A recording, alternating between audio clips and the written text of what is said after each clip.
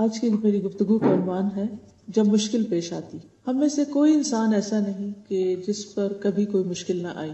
کبھی 2 دن بھی ایک جیسے نہیں ہوئے. ایک دن انسان کے دل کی حالت بہت اچھی ہوتی، ایسے لگتا ہر چیز ٹھیک ہو گئی، زندگی میں کوئی مسئلہ ہی نہیں. لیکن دوسرا دن پتہ ہی نہیں چلتا، اچانک کسی کی بات، کوئی سچویشن، کوئی واقعہ، حالات، ان میں ایسی تبدیلی آتی ہے کہ انسان پریشان ہو جاتا ہے. اور بعض اوقات اپنے آپ کو سمجھانے میں، اپنے آپ کو ٹھیک کرنے میں اچھا خاصا وقت لگ جاتا ہے، اور اس وقت میں خود پر کنٹرول رکھنا بھی ایک بہت بڑا مسئلہ ہوتا ہے. کوشش کے باوجود بعض اوقات انسان اپنی زبان سے ایسی بات نکالنے سے نہیں رہتا جو اس کو نہیں نکالنی چاہیے تھی، اس سے نکل جاتی. بعض اوقات انسان اپنی فرسٹریشن دوسروں پہ ڈال دیتا ہے، یعنی غصہ خود کو آیا ہوتا ہے اور کسی ایسے شخص پہ نکال دیتا ہے جس کا اس سے کوئی تعلق نہیں ہوتا، جس کا اس میں کوئی قصور نہیں ہوتا. یا بعض اوقات بظاہر کوئی قصور ہوتا بھی ہے تو ہمیں یہ نہیں سمجھ آتی کہ اس کی سچویشن یا اس کی پوزیشن کیا ہے، اس نے ایسا کیوں کیا. اور اس طرح ہم بعض اوقات اس ٹیسٹ میں کامیاب نہیں ہوتے. تو اس لیے بہت ضروری ہے کہ ہم اپنے آپ کو مسلسل ایسے ریمائنڈر دیتے رہیں کہ مشکل حالات میں جو دراصل ہمارا ایک امتحان ہوتے ہیں ان میں ہم صحیح رویہ رکھ سکیں، جس سے ہمارا رب بھی ہم سے راضی رہے اور جس سے بندے بھی ہم سے راضی رہیں. یا بندے اگر راضی نہ بھی ہوں تو کم از کم ان پر ہماری طرف سے کوئی ظلم نہ ہو یا وہ ہم سے ناراض نہ ہو. تو اس صورت میں ہم دیکھتے ہیں کہ ہمیں کرنا کیا چاہیے. سب سے پہلے تو اللہ تعالیٰ فرماتے ہیں کہ والعصر ان الانسان لفی خسر الا الذین آمنوا وعملوا الصالحات وتواصوا بالحق وتواصوا بالصبر. قسم ہے زمانے کی کہ ہر انسان خسارے میں، بے شک انسان خسارے میں، نو ڈاؤٹ کہ انسان خسارے میں. الا الذین آمنوا، سوائے ان کے جو ایمان لے آئیں، وعملوا الصالحات، اچھے کام کریں، وتواصوا بالحق، ایک دوسرے کو حق کی، سچائی کی، اچھی باتوں کی تلقین کرتے رہیں، وتواصوا بالصبر، اور ایک دوسرے کو صبر کی تلقین کرتے رہیں. تو پہلا کرنے کا کام یہی ہے کہ ہم ایک دوسرے کو اچھی باتوں کی یاد دہانی کراتے رہیں. اور اسی یاد دہانی کے تحت جو میرے لیے بھی ہے، آپ کے لیے بھی ہے، آج کی اس مجلس میں چند باتیں ہوں. پہلی چیز یہ ہے کہ جب زندگی میں کوئی بھی مشکل پیش آئے، کوئی بھی ایسا واقعہ پیش آئے جو ہمیں اپسٹ کرے، جو ہماری مرضی کے خلاف ہو، جو ہماری خواہش کے خلاف ہو، تو سوچنا چاہیے کہ یہ میرے لیے ایک امتحان آ گیا ہے. کیونکہ اللہ تعالیٰ نے یہ زندگی بنائی امتحان کے لیے. اس میں ہم سب کو ٹیسٹ کیا جائے گا، اس کے بغیر کوئی بھی یہاں سے نکل ہی نہیں سکتا اس دنیا سے. تو ٹیسٹ تو ہونا ہے. اب یہ میرے لیے ایک ٹیسٹ ہے، اور اس میں مجھ سے دیکھا یہ جا رہا ہے کہ میں اس میں کرتی کیا ہوں، میرا رویہ کیا ہوتا، میرا طرز عمل کیا ہوتا. دوسری بات یہ کہ انسان یہ سوچے کہ یہ تقدیر میں تھا، میری یہ ہونا تھا.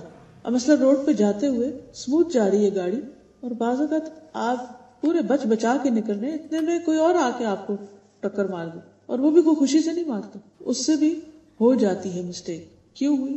کوئی کنفیوژن ہو گئی، اس کا اندازہ کوئی غلط ہو گیا، یا وہ سو گیا، کوئی بھی وجہ ہو سکتی. اب ایک حادثہ تھا، پیش آ گیا. اب اگر یہ حادثہ پیش آ گیا ہے، اب کیا جائے؟ تو سب سے پہلا خیال یہ آنا چاہیے کہ یہ اللہ کی مرضی سے ہوا ہے. اللہ جو چاہتا ہے وہ ہوتا ہے، اور جو نہیں چاہتا وہ نہیں ہوتا. قرآن مجید میں آتا ہے وَمَا تَشَاءُونَ إِلَّا أَن يَشَاءَ اللَّهُ رَبُّ الْعَالَمِينَ، اور تم چاہ نہیں سکتے مگر وہی کچھ جو اللہ رب العالمین چاہے. یعنی ایک بندے کی چاہت ہوتی ہے اور ایک رب کی چاہت ہوتی ہے، اور ہوتا ہوا ہے جو رب کی چاہت ہوتی ہے. وہ کیوں ہوتی؟ اس لیے کہ وہ رب ہے. اگر اس کی مرضی نہ چلے اور ہماری چلے تو پھر کیا ہوگا؟ پھر تو ترتیب ہی بدل جائے گی. تو اس لیے ہونا تو وہ ہے جو وہ چاہے گا. اب بعض اوقات اس کی چاہت ہمیں بڑی پسند آ جاتی ہے، ہماری بھی وہی چاہت ہوتی ہے، لیکن بعض اوقات وہ ہماری چاہت نہیں ہوتی، ایک کانفلکٹ سا آ جاتا ہے. ہم کچھ اور چاہتے ہیں، اللہ تعالیٰ کچھ اور چاہتے ہیں، اور وہ ہوا جو اللہ نے چاہا، اور وہ ہمارے لیے بہت بڑی مشکل ہو گئی. مثلا ہم نہیں چاہتے کہ ہمارا کوئی عزیز، قریبی، پیارا ہم سے جدا ہو، فوت ہو کر یا کسی بھی اور وجہ سے، لیکن اس کو ہونا ہے. اللہ کی چاہت یہ کہ وہ ہو جائے، اور وہ ہو جاتا ہے. اب جیسے یوسف علیہ السلام حضرت یعقوب سے جدا ہو گئے، حالانکہ ان کو آپس میں بہت زیادہ محبت تھی، باپ کو بھی بیٹے سے محبت تھی، بیٹے کو بھی باپ سے محبت تھی. اب بظاہر تو یہ بڑا ہی مشکل فیصلہ، بڑی ہی تکلیف دہ صورتحال، لیکن اب کیا کیا جائے؟ اب یہ تو اللہ کا حکم تھا. اب جو کچھ بھی ہوتا ہے، جیسے ابھی سورۃ القیامہ میں آپ سن رہے تھے، کلا بل تحبون العاجلہ وتذرون الآخرہ، تم جلدی ملنے والی چیز سے محبت کرتے ہو اور جو بعد میں آنے والی ہے اس کو چھوڑ دیتے ہو. ایک تو اس کا معنی ہے کہ جلدی سے مراد دنیا، اور آخرت سے مراد آخرت، ہیئر آفٹر. اور ایک اس سے مراد یہ ہے کہ جو چیز آج ملنے والی ہے ہم اس کو پریفر کریں، ادھار کے بجائے نقد چاہتے ہیں. تھوڑا بھی ملے، آج مل جائے، فوری مل جائے، جلدی چاہتے ہیں. عاجلہ چاہتے ہیں، اور اللہ تعالیٰ بڑی چیز دینا چاہتا ہے اور بعد میں دینا چاہتا ہے۔ اب سوچئے یوسف علیہ السلام کے کیس میں کہ اگر وہ اپنے والدین کے گھر رہتے اور بھائیوں کی یہ چپکلیں ساری زندگی چلتی رہتی تو وہ محبت کے ایلیمنٹ کو تو تسکین ملتی رہتی کہ باپ بیٹا ایک دوسرے کو دیکھ رہے ہیں، قریب ہے، تسلی ہے، تسکین ہے، روز کے معاملے ڈسکس ہو رہے ہیں، آج بھائی نے یہ کر دیا، آج اس نے یہ کر دیا، تو وہ ایک دوسرے کی شکایت کر کے سین چلتا رہتا ہے۔ لیکن اینڈ آف دا ڈے اس سے حاصل کیا ہو؟ حاصل کیا ہوتا؟ ذرا سوچئے، اگر وہ اسی سچویشن میں رہتے تو کیا حاصل ہوتا؟ کچھ بھی نہیں، وہی کہ وہی رہتے۔ اللہ سبحانہ و تعالیٰ ان کو اس سچویشن سے نکال لے گیا۔ وہ میتھڈ بڑا تکلیف دہ تھا کہ بھائیوں نے کنویں میں پھینکا، ہارٹ بریکنگ ہے، لیکن اس میں بھی ایک خیر ہے، کیونکہ اس کے علاوہ کوئی اور چارہ نہیں تھا۔ اگر وہ اس میں نہیں پھینک دے تو وہ دوبارہ مل جاتے، وہ خود ہی گھر آ جاتے۔ تو وہاں ڈالا گیا کہ جہاں سے نہ وہ خود آ سکتے تھے، نہ باپ جا کے ڈھونڈ سکتے تھے، نہ کسی کو بھیج کے منگوا سکتے۔ تو چونکہ ڈپارٹ کرنا ہی تھا، جدا کرنا ہی تھا، اس لیے ایسے طریقے پر کہ انسان کے بس سے باہر نکل جائے معاملہ۔ اب آپ دیکھیے کہ وہ ایجپٹ پہنچ جاتے ہیں، جو اس وقت کا بہت ہی دنیاوی اعتبار سے سویلائزڈ اور بہت ترقی یافتہ ملک تھا، اور کہاں وہ فلسطین کا گاؤں جہاں پر وہ رہتے تھے، اور کہاں وہ ایجپٹ جہاں پر وہ پہنچ گئے، اور پھر جس کے گھر میں وہ رہے وہ گورنمنٹ آفیشل تھا، ان کا فائنینشیل منسٹر تھا، اس کے گھر کے رہن سہن طور طریقے وہ اللہ تعالیٰ نے سکھائے، یعنی دنیا کا سارا رکھ رکھاؤ اور دنیا کے نظام کیسے چلتے ہیں وہ ساری چیزیں انہوں نے وہاں سے سیکھی۔ پھر کس طرح وہاں بھی ان کے ساتھ ایک کے بعد ایک مشکل پیش آتی رہی، حتیٰ کہ جیل خانے میں پہنچ گئے۔ اب یہ جیل خانے میں پہنچنا یہ اور بھی زیادہ تکلیف دہ تھا، لیکن اس کے بغیر بھی چارہ نہیں تھا۔ لیکن اب آپ دیکھیے کہ بظاہر رستہ کتنا خطرناک ہے، کتنا تکلیف دہ، لیکن کہاں پہنچ رہا ہے، نتیجہ کیا نکلنے والا؟ اللہ تعالیٰ دینے والا کیا ہے ان کو اللہ تعالیٰ نے نبوت بھی عطا کی، خوبصورتی بھی عطا کی، اچھا اخلاق بھی عطا کیا، اور پھر دنیاوی حکومت بھی عطا کی، سب کچھ۔ یعنی ایک انسان کسی چیز کا جو تصور کر سکتا ہے کہ اسے دنیا میں ملے، وہ سب کچھ مل گیا ان کو۔ لیکن کن راستوں سے ملا، کن کٹھن راستوں سے، کن مشکل راستوں سے ہوتے ہوتے وہ وہاں تک پہنچے۔ یہ تو ایک مثال ہے۔ ایسے ہی موسیٰ علیہ السلام کی مثال بھی کہ کس طرح ان کی ماں ان کو پانی میں ڈال رہی ہے اور کس طرح وہ اپنے مقام تک پہنچتے۔ تو کہنے کا مقصد یہ ہے کہ بعض اوقات اللہ تعالیٰ ہمیں ایسی تکلیف دہ صورت میں ڈال دیتا ہے، ایسی مشکل میں ڈال دیتا ہے کہ جو ہمارے لیے بہت ہی ناگوار ہوتی، ہمیں بہت ہی ناپسند ہوتی، لیکن اللہ تعالیٰ سے بڑھ کر کوئی ہمارے لیے مہربان بھی نہیں، وہ الٹیمیٹلی ہمارے لیے فائدے کی ہوتی، مگر ہم اپنے شارٹ سائٹڈنس کی وجہ سے اس کو سمجھ نہیں پاتے، جس کے نتیجے میں ہم پریشان ہیں۔ سارے غم کی وجہ یہ ہوتی ہے کہ ہمیں اس مشکل یا اس دلدل میں پھنسنے کی وجہ سمجھ نہیں آ رہی تھی کہ اس سے نکلنے کا، کیونکہ ہم تو ہوپلس ہو چکے ہیں۔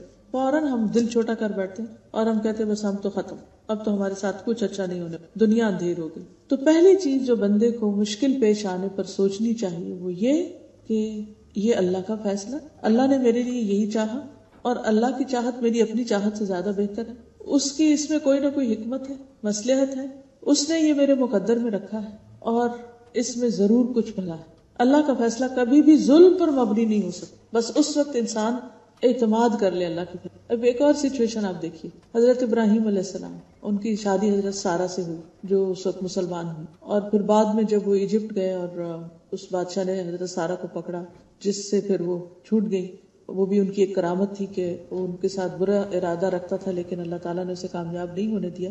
تو اس کے بعد جب انہوں نے ان کو چھوڑا تو ساتھ حضرت ہاجرہ بھی تحفے کے طور پر دے دی۔ تو بعد میں حضرت ہاجرہ سے حضرت ابراہیم نے شادی کی، ان کے بچے نہیں تھے، حضرت ہاجرہ کا بیٹا اسماعیل پیدا ہوا۔ تو جب وہ دودھ پیتا بچہ تھا تو روایات میں اس طرح آتا ہے کہ حضرت سارہ بہت سخت ناراض ہوئی اور وہ کہتے کہ میں ان کو برداشت نہیں کر سکتی، آپ ان کو یہاں سے لے جائیں۔ اللہ سبحانہ و تعالیٰ کے حکم سے حضرت ابراہیم حضرت ہاجرہ کو لے کر مکہ میں آئے اور وہاں پر ان کو لابس آیا جہاں ان کے پاس ایک چھاگل پانی کے سوا کچھ نہیں، اور وہ بھی ایک دن ختم ہو، اور دودھ پیتا بچہ تھا۔ اور وہ جب چھوڑ کے جا رہے تھے تو انہوں نے پوچھا کہ کیوں چھوڑ کے جا رہے ہیں، یہاں تو کوئی بھی نہیں ہے۔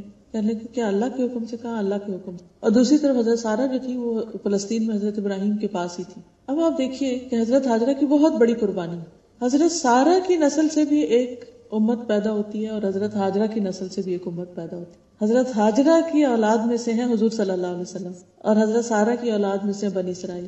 یعنی اگر انسان پیچھے تک جائے تو جس کی قربانی بڑی، جس کی آزمائش بڑی، جس کا صبر بڑا، اس کا انعام بھی بڑا۔ اللہ تعالیٰ قرآن مجید میں وعدہ کرتے کہ انما یوفی الصابرون اجرہم بغیر حساب، بغیر حساب۔ صبر کرنے والوں کو ان کا اجر بے حساب انلمیٹڈ ملتا ہے. بعضوں کا دو لوگ بہت نیک ہوتے ہیں لیکن انسان ہونے کے ناطے ان کی آپس میں نہیں بنتی, ایک دوسرے کے اوپر کسی نہ کسی طرح غالب آ جاتا ہے, اس کا ہاتھ بھاری ہو جاتا ہے. یہ بھی تو ہو سکتا تھا نا کہ حضرت ابراہیم حضرت سارا کو چھوڑ کے آ جاتے, لیکن کبھی ایسا بھی ہوتا ہے کہ زندگی میں ہمیں یوں لگ رہا ہوتا ہے کہ جیسے ہمیں پیچھے کر دیا گیا, ہمیں اگنور کر دیا گیا, ہمارا حق مار لیا گیا. کبھی ہمیں ماں باپ سے شکایت ہو سکتی, کبھی بہن بھائیوں سے, کبھی کسی اور انسان سے ہو سکتی. کتنا ہیوملیشن کا محسوس ہوتا ہے انسان کو جب آپ ریجیکٹڈ اور ڈیجیکٹڈ فیل کرتے ہیں اپنے آپ کو.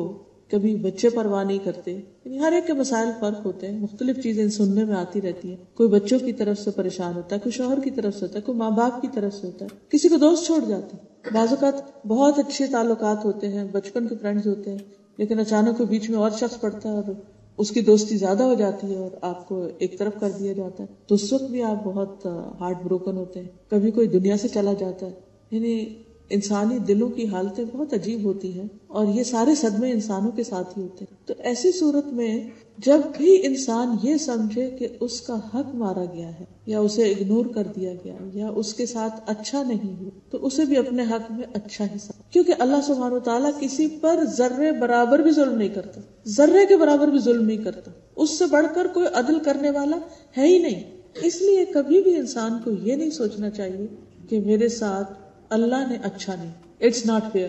نہیں, یہ کہنا چاہیے کہ اللہ مجھے سمجھ میں نہیں آ رہا کہ یہ میرے ساتھ کیوں ہو رہا ہے. کبھی آپ کی ہیلتھ ایشوز ہو جاتے, سب ٹھیک چل رہا ہوتا ہے کہ اچانک کوئی ایسی بیماری آ جاتی ہے کہ انسان اس کو ایکسپٹ نہیں کرتا. تو یہ جو پریشانیوں کی یا تکلیف دہ چیزوں کی یا ناپسندیدہ چیزوں کی ایکسپٹنس ہوتی, یہ بہت مشکل کام ہوتا ہے. لیکن اس وقت انسان کو سوچنا یہ چاہیے کہ اللہ نے میرے مقدر میں یہ لکھا تھا اور میرے ساتھ یہ ہونا تھا اور وہ ہو گیا. قرآن مجید میں آتا ہے قُلْ لَن يُصِيبَنَا إِلَّا مَا كَتَبَ اللَّهُ لَنَا هُوَ مَوْلَانَا. کہہ دیجئے اگر کوئی مصیبت آئے گی تو وہی آئے گی جو اللہ نے مقدر میں لکھی ہے, وہ ہمارا مولا ہے, وہ ہمیں تنہا نہیں چھوڑے گا. ایک اور جگہ پر آتا ہے مَا أَصَابَ مِن مُصِيبَةٍ مَا أَصَابَ مِن مُصِيبَةٍ إِلَّا بِإِذْنِ اللَّهِ. کوئی مصیبت نہیں آتی مگر اللہ کے اذن سے آتی. وَمَن يُؤْمِن بِاللَّهِ يَهْدِ قَلْبَهُ. اور جو اللہ پر ایمان رکھتا ہے, اعتماد کرتا ہے, ٹرسٹ کرتا ہے, بھروسہ کرتا ہے, اللہ اس کے دل کو ہدایت بخش دیتا ہے, اس کا دل اچھا کر دیتا ہے. ایک دفعہ وہ طوفان آتا ہے, گھٹن کا دور آتا ہے, پریشانی ہوتی ہے, لیکن پھر ٹھیک ہو جاتا ہے. اور اللہ ہر چیز کو جاننے والا ہے, ہر چیز کا علم ہے اس کے پاس. عبداللہ کہتے ہیں اس آیت کی تفسیر میں کہ یہ وہ شخص ہے کہ اگر اس پر کوئی مصیبت آ پڑے تو وہ اس پر بھی راضی رہتا ہے اور سمجھتا ہے کہ اللہ ہی کی طرف سے میرے رب نے بھیجی, تو اس کا ایکسپٹنس لیول زیادہ ہوتا ہے. اب آپ دیکھیے کہ جب آپ کا کسی پر ٹرسٹ ہوتا ہے تو وہ اگر آپ کے ساتھ کوئی ڈانٹ ڈپٹ بھی کر دے یا کوئی آپ کے ساتھ سختی کی بات بھی کر لے تو آپ مائنڈ نہیں کرتے. کیوں؟ کیونکہ آپ اس کے لیے اچھا گمان رکھتے ہیں. آپ سوچتے ہیں کہ یہ دل کا بہت اچھا ہے, یہ ویسے ہی اس کی عادت ہے, ایسے کر دیتا ہے, تو آپ اس کو معاف کر دیتے ہیں, آپ اس سے درگزر کر جاتے ہیں. لیکن جس پر آپ کا اعتماد نہیں ہوتا اور جس پر آپ ٹرسٹ نہیں کرتے یا جس سے آپ کو اندیشہ ہوتا ہے کہ یہ ظلم کرے گا, تو اس کی اچھی بات بھی آپ کو دھوکا لگتی. تب یہ ڈیپینڈ یہ کرتا ہے کہ ہمارا اللہ سبحانہ تعالیٰ سے تعلق کیسا ہے, کہ اس پر ایمان ہے, اعتماد ہے کہ وہ ہر حال میں ہمارے ساتھ اچھا کرے گا اور ہمارے لیے اسی میں بہتری ہے. اور واقعی مشکلات میں بھی جیسے اللہ تعالیٰ فرماتے ان مع العسر یسرا, تنگی کے ساتھ آسانی بھی ہوتی ہے. ان مشکلات کے اندر کوئی نہ کوئی خیر بھی ہوتی ہے. بعض اوقات وہ خیر دنیا میں نظر آ جاتی ہے اور بعض اوقات وہ آخرت میں نظر آتی ہے, لیکن آتی ضرور ہے. اور پھر یہ بھی یاد رکھنا چاہیے ہمیں کہ تقدیر پر ایمان لانا بھی ضروری ہے, کیونکہ تقدیر پر ایمان لائے بغیر ایمان مکمل نہیں ہوتا. رسول اللہ صلی اللہ علیہ وسلم نے فرمایا کوئی بندہ اس وقت تک مومن نہیں ہو سکتا جب تک اچھی اور بری تقدیر پر ایمان نہ لائے, یہاں تک کہ وہ جان لے کہ جو چیز اسے ملنے والی تھی وہ اس سے چوک نہیں سکتی تھی اور جو چیز اس سے چوک گئی وہ کسی صورت اسے مل نہیں سکتی. مثلاً انسان کو دنیا میں کسی فائدے کی, کسی ایسی چیز کی توقع ہوتی ہے کہ وہ اسے حاصل ہوگی, لیکن فار سم ریزن وہ اس کو نہیں ملتی. کہیں رشتہ ڈالا ہوتا ہے, انسان کو پورا یقین ہوتا ہے کہ یہ ہو جائے گا اور آخری مرحلے پر بات ختم ہو جاتی ہے, تو اس وقت انسان کا ظاہر دل ٹوٹتا ہے, اس کو تکلیف ہوتی ہے, اس کی توقعات ختم ہوتی ہیں, تو اٹس ویری پینفل. ایک شخص ڈگری کرنے والا تھا, سب کچھ ہو گیا, آخری پیپر نہیں دے سکا, پیپر سب کچھ ہو گیا, وائوا نہیں دے سکا, صرف اس ایک اتنے سے 1% چیز کی وجہ سے اس کا کیریئر مارا گیا. میں جانتی ہوں ایک ڈاکٹر کو کہ جنہوں نے سب کچھ کر لیا, صرف ایک سرجری کا کوئی پیپر تھا آخری, اس میں تھوڑا سا حصہ نہیں کر سکے 1-2 اٹمپٹس کے باوجود بھی, اور بالآخر انہیں کوئی اور بزنس کرنا پڑا، لیکن وہ بزنس کہیں زیادہ بہتر تھا ان کے حق میں. شاید وہ سیکھ لیتے، پاس ہو جاتے، کسی کی جان لینے کا ذریعہ بن جاتے، کوئی آخرت خراب ہو جاتی. اللہ ہی بہتر جانتا ہے کہ ان کے اندر کیا کمی تھی کہ جس کی وجہ سے اتنے سالوں کی محنت ان کی بالکل ہی ختم ہو کے رہ گئی. تو کئی دفعہ ایسے بھی ہوتا ہے کہ انسان نے خواب کوئی اور دیکھے ہوتے ہیں لیکن وہ سارے بکھر جاتے ہیں، کچھ سے کچھ ہو جاتا ہے، حالات کچھ اور طرف لے جاتے ہیں انسان کو. تو ایسی صورت میں بھی انسان کو یہی سوچنا چاہیے یہ میرے حصے میں نہیں تھی چیز، یہ میرے مقدر میں نہیں تھی. اور اس پر ایمان رکھنا ایمان کا حصہ ہے، کیونکہ یہاں تک کہا گیا کہ یہاں تک کہ وہ جان لے. یعنی تقدیر پر ایمان کا مطلب کیا ہے کہ انسان جان لے کہ جو چیز اسے ملنے والی تھی جو وہ اس سے چوک نہیں سکتی تھی، اور جو اس سے نہیں ملی وہ اس کو ملنے والی تھی نہیں. تو تکلیف آتا ہے جو ہی انسان یہ سوچتا ہے نا کہ یہ مجھے نہیں ملنے والی تھی، یہ میری تھی نہیں، تو بس دل کو ٹھنڈک پڑنے لگا کہ جو چیز میری تھی نہیں تو بس میں اللہ کی رضا پہ راضی، اللہ کے فیصلے پر راضی. ایک اور حدیث میں آتا ہے کہ رسول اللہ صلی اللہ علیہ وسلم نے فرمایا کوئی بندہ اس وقت تک مومن نہیں ہو سکتا جب تک 4 چیزوں پر ایمان نہ لے آئے. اس بات کی گواہی دے کہ اللہ کے سوا کوئی عبادت کے لائق نہیں، اور بے شک میں اللہ کا رسول ہوں اور اس نے مجھے حق کے ساتھ بھیجا ہے. موت پر ایمان لائے، موت کے بعد دوبارہ زندہ ہونے پر، اور تقدیر پر ایمان. یعنی یہ ساری چیزیں ایمان کا حصہ. اگر ان میں سے کسی ایک چیز پر بھی ایمان نہیں تو اس کا ایمان ناقص ہے، اور اگر ایمان ناقص ہے تو اعمال بھی ناقص ہو جاتے ہیں، اعمال کا بھی فائدہ نہیں ہوتا، ساری ایفرٹس بیکار ہو جاتی، کیونکہ ایمان ہر چیز سے پہلے. پھر اسی طرح ایک اور روایت میں بھی آتا ہے کہ کوئی شخص اس وقت تک مومن نہیں ہو سکتا جب تک وہ اچھی بری تقدیر پر ایمان نہ لائے. تو ایسے وقت میں انسان کو پھر کیا کہنا چاہیے؟ قدر اللہ، اللہ کی قدر، اللہ کا فیصلہ، وما شاء فعل، اور جو اس نے چاہا کیا، یہ اللہ کا فیصلہ. کوئی فوت ہو جائے تو انسان کیا کہے؟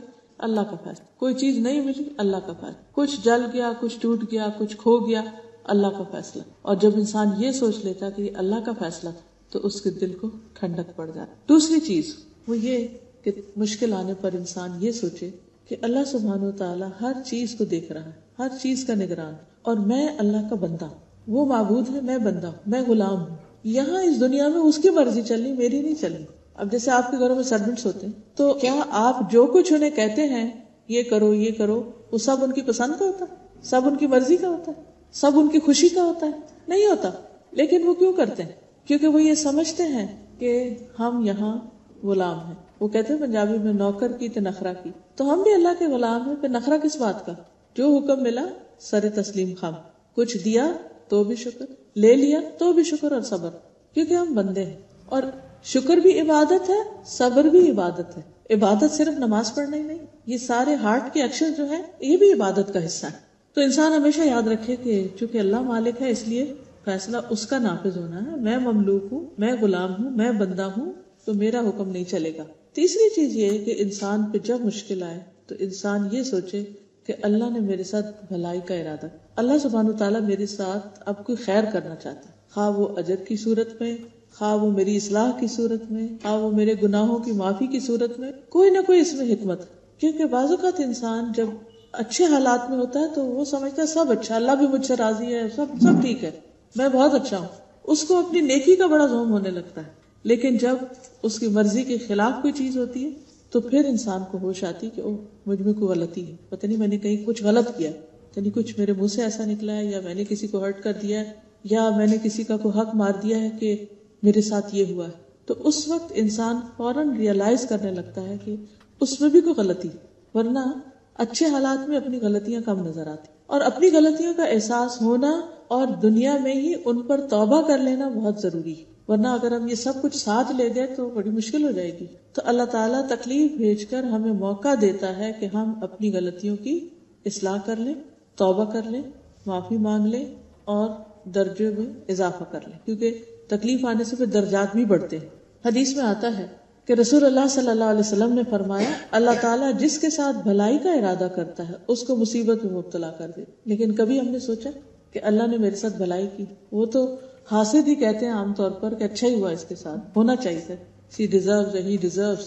اب مزہ آیا. لیکن حقیقت یہ ہے کہ بعض اوقات حاسد برا چاہتے ہیں مگر حقیقت میں وہ انسان کے لیے اچھا ہی ہوتا. اور وہ تو سمجھتے ہیں کہ کسی کے نقصان کی صورت میں ان کو مزہ آ رہا ہے، لیکن جس کے اوپر تکلیف آتی ہے، جو اللہ کے فیصلے پر راضی ہوتا ہے، وہ اس تکلیف یا اس بخار یا اس پریشانی کے اندر مبتلا ہو کر جس طرح وہ صاف ہو رہا ہوتا ہے، جس طرح اس کا تزکیہ ہو رہا ہوتا ہے، جس طرح اس کے اندر کی بصیرت کی آنکھیں کھل رہی ہوتی ہیں، وہ عام حالات میں نہیں کھلتی، آرام میں نہیں کھلتی. جب اب دیکھیں کہ جیسے ہمارے جسم کو جب چوٹ لگتی ہے تو ہمارے جسم میں کیا ری ایکشن پیدا ہوتا ہے، سارا جسم جو ہے وہ الرٹ ہو جاتا ہے. اگر کوئی جرم اندر داخل ہو جائے تو جسم کو پورا ڈیفینسو سسٹم جو ہے وہ ایکشن میں آ جاتا ہے. اسی طرح روحانی طور پر جب ہم پر اٹیک ہوتا ہے تو ہمارا روحانی سسٹم بھی ایکشن میں آ جاتا ہے، اور اس وقت پتہ چلتا ہے کہ ہم کتنے نیک ہیں اور کتنے پانی میں. جب ہمیں کوئی ٹیسٹ ہی نہیں پڑا، کوئی مشکل ہی نہیں پیش آئی، تو ہم ہر چیز اچھا ہی کر رہے ہوں گے، ہمارا اخلاق بھی اچھا ہوگا.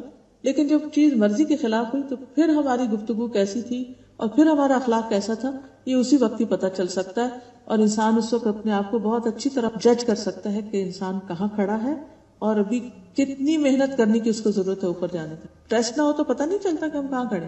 کسی بھی چیز کا جائزہ لینے کے لیے، مثلا بلڈ شوگر دیکھنے کے لیے یا اور جسم کا کولیسٹرول دیکھنے کے لیے، مختلف چیزوں کو دیکھنے کے لیے تو بلڈ ٹیسٹ ہوتا ہے. بلڈ ٹیسٹ کے لیے آپ کو بلڈ لیا جاتا ہے، بلڈ ڈرا کیا جاتا ہے، وہ سارا ایک پینفل عمل ہوتا ہے، اور پھر ایک انگزائٹی بھی ہوتی ہے، پھر ایک نتیجہ آتا ہے. تو پھر آپ کو پتا چلتا ہے کہ اچھا اب میں یہاں کھڑا. انسان کی بیماریاں ٹیسٹ کے بغیر کہاں سے پتا چلتی ہیں؟ پہلے زمانے میں حکیم نبض سے دیکھتے تھے یا تھرمو میٹر لگا کے بخار وغیرہ چیک کر کے اندازہ کر لیا جاتا تھا، لیکن اب انویسٹیگیشنز کہاں تک جا پہنچی.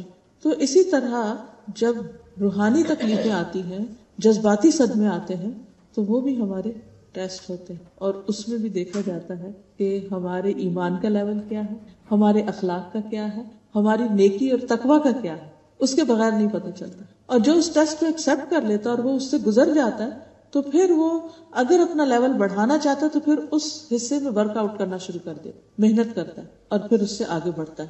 رسول اللہ صلی اللہ علیہ وسلم نے یہ بھی فرمایا کہ مومن کا معاملہ بہت عجیب ہے، اس کے لیے ہر بات میں بھلائی ہے اور یہ مومن کے سوا اور کسی کے لیے نہیں. اگر اس پر خوشحالی آتی ہے تو شکر کرتا ہے اور وہ اس کے لیے بہتر ہے، اور مشکل آتی ہے تو صبر کرتا ہے اور وہ اس کے لیے بہتر ہے. پھر یہ بھی یاد رکھنا چاہیے کہ جتنی بڑی آزمائش ہوتی ہے اتنا بڑا انعام، اتنا بڑا اجر. نبی صلی اللہ علیہ وسلم نے فرمایا زیادہ ثواب بڑی آزمائش کے ساتھ. مانگنی نہیں چاہیے، لیکن اگر لمبی ہو جائے آزمائش یا تکلیف، سمجھے کہ ثواب کمانے کا موقع آ گیا. بعض اوقات اللہ تعالیٰ نے ایک انسان کے لیے ایک بڑا مقام اور درجہ لکھ رکھا ہوتا ہے، وہ اللہ کی نگاہ میں بڑا ہوتا ہے، لیکن بندہ اتنی عبادت نہیں کر رہا ہوتا، اتنے اچھے کام نہیں کر رہا ہوتا کہ وہ اس درجے تک پہنچے جو اس کے لیے مقرر ہے. تو اللہ تعالیٰ اس کو کسی ٹیسٹ میں ڈال دیتا ہے. اب اس ٹیسٹ میں جب وہ صبر کرتا ہے، وہ اللہ کو پکارتا ہے، وہ دعائیں کرتا ہے، پھر ہم ایکسٹرا نفل پڑھنا شروع کر دیتے ہیں، ایکسٹرا صدقہ کرنے لگتے ہیں، روزے رکھنے لگتے ہیں، حج عمرے کرنے لگتے ہیں. تو اب کیا ہوا؟ جو عام حالات میں کبھی نہیں کرنے والے تھے. اگر کوئی برا خواب نہ ہے تو کون صدقہ کرے گا؟ ویسے اٹھ کے تھوڑی کریں گے. جب کوئی چیز پریشان کرنے لگتی ہے تو انسان فوراً سوچتا نہیں، صدقہ بلاؤں کو ٹالتا ہے تو کچھ نہ کچھ کر لو. اب اس سچویشن میں اللہ نے ڈالا، وہ خواب میں دکھایا یا عام حالات میں دکھا دیا یا کہیں بھی کچھ ہو گیا، تو اس کے بعد جو نیکیوں کی چین چلتی ہے وہ اس کے بغیر نہیں چلتی. تو پھر وہ انسان دوڑ لگانے لگتا ہے، پھر اس درجے تک پہنچ جاتا. اچھا پھر چین نہیں، پھر وہاں پہنچ گیا نا، اللہ تعالیٰ پھر اس سے اوپر لے جانا چاہتا، پھر ایک اور ٹیسٹ آ جاتا ہے، پھر اور. تو اسی لیے جو اللہ کے جتنے مقرب بندے ہوتے ہیں ان کے ٹیسٹ اتنے ہی زیادہ بھی ہوتے ہیں اور اتنے ہی مشکل بھی ہوتے ہیں. جو جتنے ہائی لیول پہ جانا چاہتا ہے اتنے زیادہ سخت امتحان پاس کرتا ہے. جس کو ایک عام چھوٹی موٹی نوکری چاہیے، سیکیورٹی گارڈ بننا ہے یا پھر اور چھوٹے، تو اس کو چھوٹی موٹی ڈگری کافی. لیکن اگر اس کو کسی اعلیٰ مقام پہ پہنچنا ہے تو اس کے لیے آپ دیکھیں کہ پھر کسی بھی بڑی جگہ پر پہنچنے کے لیے کیسے کیسے امتحانوں سے لوگ گزرتے ہیں، اور اس کے بغیر وہ پہنچ ہی نہیں سکتے. کوئی اور طریقہ ہے ہی نہیں، کوئی شارٹ کٹ نہیں. تو اس لیے حدیث میں آتا ہے کہ زیادہ ثواب بڑی آزمائش کے ساتھ ہے، زیادہ ثواب بڑی آزمائش کے ساتھ ہے. اور جب اللہ کسی قوم سے محبت کرتا ہے تو انہیں آزمائش میں مبتلا کر دیتا ہے. بس جو راضی ہو جائے اس کے لیے رضا، اور جو ناراض ہو اس کے لیے ناراضگی مقدر ہو جاتی ہے. یعنی جو اللہ کی رضا پہ راضی ہو جائے کہ اللہ تعالیٰ آپ کی طرف سے ہے، میں صبر کرتا ہوں، تو اللہ بھی اس سے راضی ہوتا ہے. اور جو کہ کیا میں ہی رہ گیا تھا، اور تو سارے لوگ اچھے بھلے، اور تو کسی کو یہ بیماری نہیں آئی، اور تو کسی پر تو یہ پریشانی نہیں آئی، تو میرے لیے کیوں؟ تو پھر اللہ تعالیٰ بھی اس سے ناراض ہے. تو کسی حال میں بھی انسان کو ناراض نہیں اللہ سے ہونا چاہیے. اللہ تو زیادہ جانتا ہے اور میں نہیں جانتا، تیرے ہر فیصلے میں خیر ہے، حکمت ہے، مصلحت ہے، تیرا کوئی بھی کام فضل سے خالی نہیں، کیونکہ اللہ تعالیٰ نے لکھ دیا ہے کہ اس کی رحمت اس کے غضب پر حاوی ہے. تو جب اس کی رحمت زیادہ ہے تو اس میں بھی کوئی رحمت کا پہلو ہے جو مجھے سمجھ میں نہیں آتا، کبھی زندگی میں لیٹر آن سمجھ آ بھی جاتا ہے. پھر اسی طرح نیک لوگوں کی آزمائش زیادہ ہوتی ہے. ہم سمجھتے ہیں برے لوگوں کی آزمائش یعنی جب کسی پہ کوئی تکلیف آتی ہے تو ہم سوچتے ہیں اچھا اس نے کچھ خرابی کی ہوگی نا تو اب پکڑ ہو گئی. جبکہ امتحان نیک لوگوں پر زیادہ آتے ہیں. ابو سعید خدری کہتے ہیں انہوں نے کہا اللہ کے رسول صلی اللہ علیہ وسلم لوگوں میں آزمائش کے لحاظ سے سخت کون ہوتا ہے؟ فرمایا انبیاء. جیسے نبی صلی اللہ علیہ وسلم پر سب سے زیادہ تکلیفیں آئیں. پھر انہوں نے کہا پھر کون؟ فرمایا علماء. عرض کیا پھر کون؟ آپ نے فرمایا نیک لوگ. ان میں سے کسی کو چیچڑوں اور جوؤں سے آزمایا جاتا ہے، یعنی بعض اوقات جسمانی بیماریاں لگ جاتی ہیں. جیسے حضرت ایوب علیہ السلام جو تھے ان کے جسم میں کہتے ہیں کہ زخموں کی وجہ سے کیڑے بھی پڑ گئے تھے اور وہ گرتے تھے باقاعدہ. سب ان کو چھوڑ گئے تھے، کوئی بھی گھر میں نہیں تھا سوائے ان کی بیوی کے جو ان کے لیے کھانا پکا لاتی، ان کے لیے کچھ لے آتی تھی، کھانا پکا دیتی. لیکن اللہ کے اس بندے کے منہ سے 18 سال تک کوئی بھی شکوے کی بات نہیں کہا اللہ میں راضی ہوں. اور پھر اللہ تعالیٰ نے پوری تکلیف ختم کر دی، اہل و عیال بھی دیے اور پہلے سے دگنا مال دیا. یہاں تک آتا ہے کہ وہ نہا رہے تھے تو ان پر سونے کے پتنگوں کی بارش ہونے لگی. اتنا اللہ نے نوازا کیونکہ پہلے ان کے پاس ہر طرح کا مال و دولت تھا اور نبوت بھی تھی، دنیا کی ہر چیز تھی ان کے پاس. تو شیطان نے کہا کہ ہاں آپ کیوں اللہ کی عبادت نہیں کریں گے، آپ کو تو سب کچھ ملا ہوا ہے. تو اللہ تعالیٰ نے ان کو امتحان میں ڈال دیا کہ بھلا ان سے اگر سب کچھ لے لیا جائے تو بھی یہ کریں گے کیا؟ یہ مال و دولت کی وجہ سے عبادت کر رہے تھے، کیونکہ بعض اوقات لوگ صرف دنیا حاصل کرنے کے لیے عبادت کرتے ہیں یا اس کو باقی رکھنے کے لیے، اللہ کی رضا کے لیے نہیں کرتے. تو اس پر بھی اللہ تعالیٰ کبھی آزما لیتا ہے. تو ان کی عبادت پہلے سے بھی زیادہ ہوگی کہ اللہ پہلے تو میں دنیا کے کاموں میں مصروف ہوتا تھا، تو اب میرے پاس کچھ نہیں رہا، تو صرف میں اور تو ہیں، بیچ میں کوئی بھی نہیں، نہ بچے ہیں نہ مال و دولت. تو اللہ سبحانہ وتعالیٰ ان پر اتنا راضی ہوا کہ دنیا میں ہی ان کو پہلے سے دگنا عطا کر دیا. قرآن مجید میں اس کا ذکر آتا ہے. تو جب ان پر پتنگے گرنے لگے سونے کے تو اللہ تعالیٰ نے فرمایا کہ تو ایسا نہیں ہے، تجھے تو اس کی حاجت نہیں. کہا کہ اللہ تعالیٰ مجھے اس کی حاجت نہیں، لیکن تیری برکت سے میں محروم نہیں رہنا، تو مجھ میں بھیج رہا ہے تو میں کیوں نہ لوں، تیری عنایت اس لیے لے رہا ہوں. تو حقیقت یہ ہے کہ فرمایا کہ ان میں سے بعض کو جوؤں سے آزمایا گیا، یہاں تک کہ وہ اسے قتل کر دیتی ہیں. بعض اوقات ایسے انفیکشنز ہو جاتے ہیں، ایسی بیماریاں لگ جاتی ہیں کہ جو انسان کے لیے موت کا سبب بن جاتا ہے. تو لوگ ایسے لوگوں کے بارے میں برا سوچنے لگتے ہیں کہ اچھا اس کو یہ جو خطرناک بیماری لگی ہے نا، یہ اس نے کوئی گناہ کیے ہوں گے تو اس وجہ سے نہیں.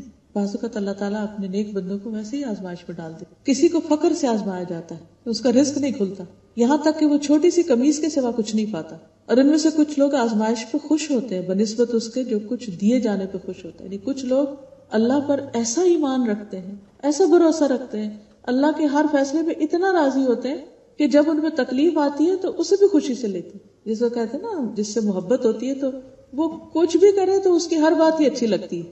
وہ کہتے ہیں نا گالیاں کھا کر بھی بد مزہ نہ ہو، یعنی اگر محبوب کی طرف سے گالیاں بھی پڑی تو بھی خوش ہوئے کہ کوئی تو تعلق شو کیا، چاہے گالیوں کا ہی تھا.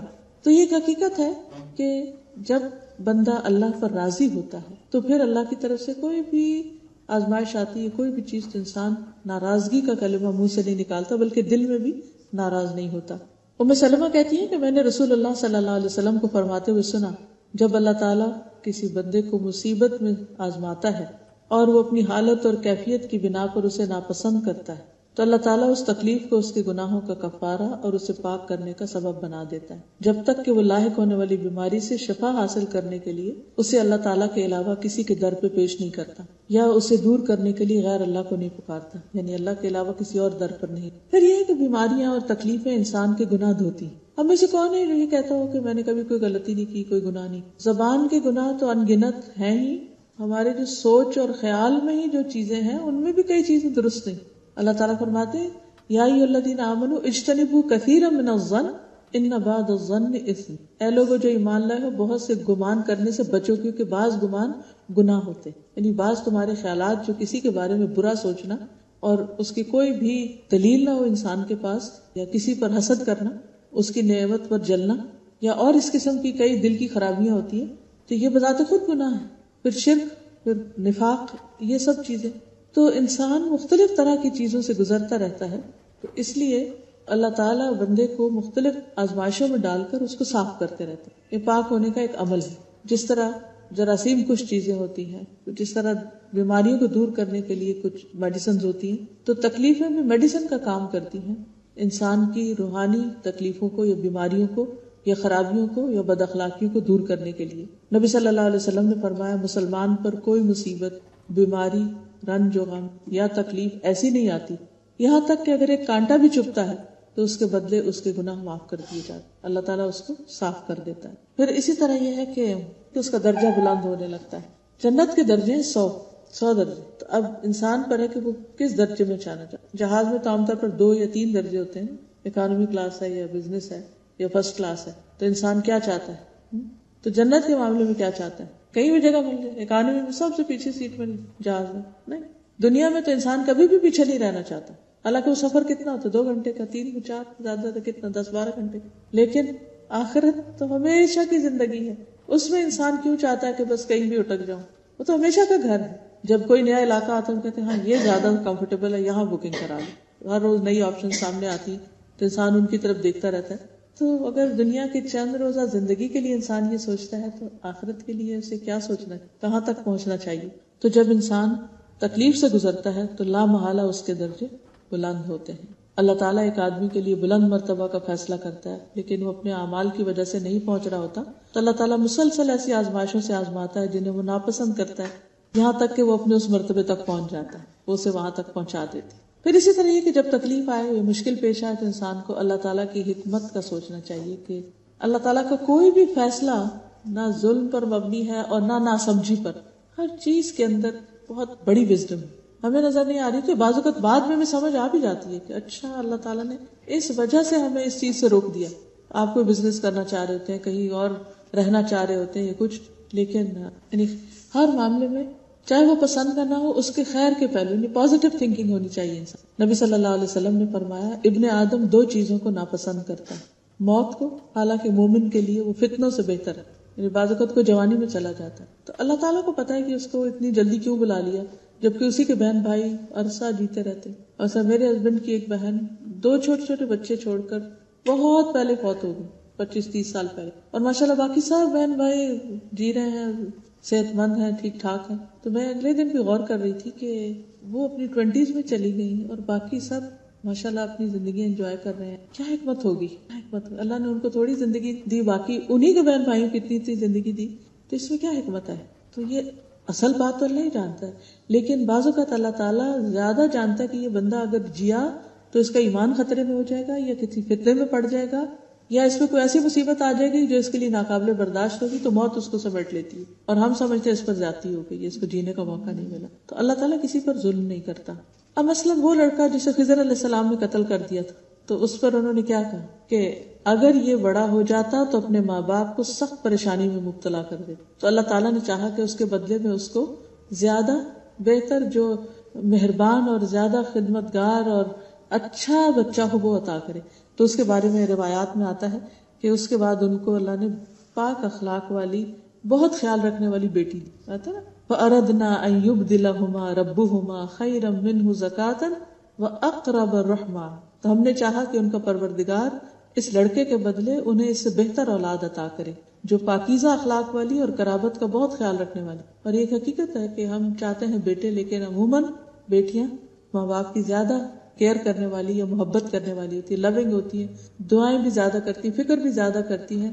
لیکن اللہ نے ہمارے دلوں میں ایک کشش بیٹوں کی رکھ دی ہے. تو کبھی کسی کے ہاں بیٹا نہیں ہوتا تو لوگ ساری زندگی اس پہ پریشان رہتے ہیں، لیکن یہ نہیں سوچتے کہ اللہ تعالیٰ بعض اوقات داماد کی شکل میں اپنے بیٹے سے زیادہ ہمدرد بیٹے عطا کر دے، یا اللہ تعالیٰ کسی بھی طرح اس کمی کو پورا کر دے. مگر انسان اس کو صرف دوسروں کو دیکھ دیکھ کے اپنے آپ کو جب کمپیئر کرتا ہے تو اس کی لائف میزریبل ہو جاتی ہے. اگر وہ اپنے آپ کو الگ سے دیکھے تو اللہ کے فیصلے بہت اچھے نظر آتے ہیں. پھر اسی طرح یہ ہے کہ حالات کیسے بھی ہوں، انسان اللہ کی تقسیم پہ راضی رہے. کیونکہ حدیث میں آتا ہے کہ اللہ کی تقسیم پہ راضی رہو، سب سے بڑے غنی بن جاؤ، بے پرواہ ہو جاؤ گے دنیا. جب بھی کوئی تکلیف آئے تو انسان کے اس میں بھی خیر، اس میں بھی خیر، اس میں بھی کوئی بھلائی. مجھے نہیں پتا اس کی کیا حکمت ہے، لیکن اس سے ضرور کچھ فائدہ ہے، کیونکہ میرے رب کی طرف سے آئے اور میرا رب تو مجھ پہ ظلم کرتا ہی نہیں، کسی بندے پہ نہیں کرتا، کسی مخلوق پہ نہیں کرتا. اس نے ضرور میرے لیے کچھ خیر چاہی ہے اس میں. پھر اسی طرح یہ ہے کہ جو شخص اللہ کے رب ہونے پہ راضی ہو گیا اور محمد صلی اللہ علیہ وسلم کے رسول ہونے پہ راضی ہو گیا، اس کے لیے جنت واجب ہوگی. پل صراط پر وہ لوگ بہت امن سے گزر جائیں گے جو صبح و شام پڑھتے ہیں رضیت باللہ ربا وبالاسلام وبمحمد. کہ اللہ میں تیرے فیصلوں پہ راضی، جو تو نے دیا اس پہ بھی راضی، جو تو نے نہیں دیا اس پہ بھی راضی، جو تو نے دے کر لے لیا اس پہ بھی راضی، میں ہر حال میں راضی. تو جو اللہ سے راضی ہو گیا اللہ اس سے راضی ہے، اور جس سے اللہ راضی ہو گیا اس کو آگ سے بچا لے گا اور اس کو جنت الفردوس میں داخل کر دے گا اور دنیا میں بھی برکت اور وسعت عطا کر. مسند احمد کی روایت ہے، نبی صلی اللہ علیہ وسلم نے فرمایا اللہ تبارک و تعالیٰ نے اپنے بندے کو جو کچھ دے رکھا ہوتا ہے اس میں وہ اس کا امتحان لیتا ہے. سو جو شخص اللہ عز و جل کی تقسیم پر راضی ہو جائے اللہ اسے برکت اور وسعت دے دیتا ہے، اور جو راضی نہ ہو اس کو برکت نہیں. یعنی اگر تھوڑا ملا انسان کو تو انسان کڑتا رہے کہ تھوڑا کیوں تو اس کا دل گھٹن کا شکار رہے گا. لیکن اگر راضی ہو جائے تو وہ تھوڑا بھی بہت لگنے لگے، اس میں بھی وہ خوش رہے گا. پھر اسی طرح ایک درجہ اور بھی ہے اس سے آگے کا، صرف راضی نہیں رہنا بلکہ اللہ کی تعریف کرنا. کچھ اللہ کے مقرب بندے ایسے ہوتے ہیں کہ جب ان کو تکلیف پہنچتی ہے تو اس پر بھی وہ اللہ کا شکر کرتے ہیں. کیوں؟ وہ کہتے ہیں شکر اس سے بڑی تکلیف نہیں آئی، کیونکہ ہر تکلیف سے بڑی تکلیف بھی آ سکتی. کچھ ٹوٹ گیا، کوئی ایکسیڈنٹ ہو گیا، کچھ ہو گیا، تو وہ اس کو دیکھتے ہیں کہ اس سے زیادہ کیا تکلیف تھی، وہ چھوٹی کو دیکھ کے اللہ کی رضا پہ راضی ہو. پھر اسی طرح الحمدللہ کہہ کے صبر کرتے ہیں. پھر حتیٰ کہ اللہ تعالیٰ جب مومن بندے کی جان لے رہا ہوتا ہے تو وہ اس حال میں بھی اللہ سے راضی ہوتا ہے کہ اللہ تیرا فیصلہ اس وقت میرے حق میں دنیا سے جانے کا ہی بہتر. بعض بیماریوں میں انسان کو پتہ چل جاتا ہے کہ اب دن تھوڑے رہ گئے، ویسے تو کسی کو بھی نہیں پتا، لیکن کچھ بیماریاں تو پھر لے جا ہی موت کی طرف رہی ہوتی، کلرز ہوتی ہیں. اس صورت میں انسان جب اللہ کے فیصلے پر راضی ہوتا ہے تو نبی صلی اللہ علیہ وسلم نے فرمایا کہ مومن کی روح جب اس کے دونوں پہلوؤں سے نکلتی ہے تو اللہ کی تعریف کر رہا ہے، اللہ کو یاد کر رہا ہے، اللہ کا ذکر کر رہا ہے، اور اس حال میں وہ امن میں سکون میں چلا جائے. نبی صلی اللہ علیہ وسلم کو جب کوئی نعمت ملتی تو کہتے الحمدللہ الذی بنعمتہ تتم الصالحات، اللہ کا شکر جس کی نعمت یا فضل کی وجہ سے اچھے کام سر انجام پاتے.